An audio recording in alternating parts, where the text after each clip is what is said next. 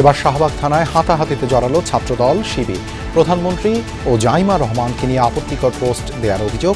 ঈশ্বরদী কলেজেও দুই সংগঠনের মধ্যে সংঘর্ষ।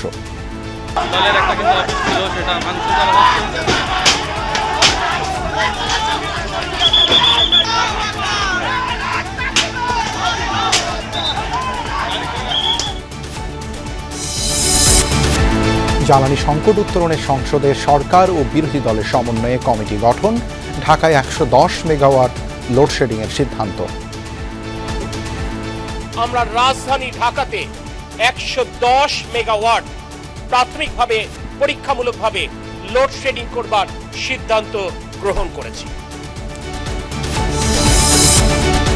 ডিজেল চালিত যানবাহনে কিলোমিটারে ভাড়া বাড়ল ১১ পয়সা।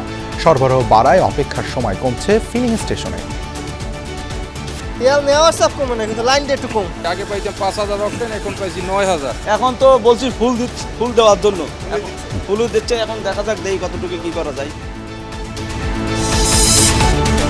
সংরক্ষিত আসনে বিএনপির ৩৬ নারী প্রার্থীর মনোনয়নই বৈধ। প্রার্থিতা ফিরে পেতে আদালতে যাবেন এনসিপির মনিরা শারমিন।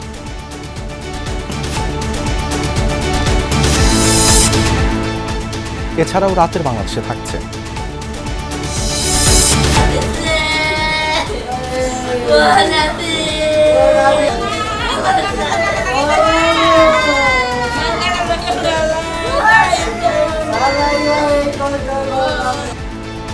হামে সন্তানহারা বাবা মার কান্না থামছেই না। বাড়ছে আক্রান্তের সংখ্যা।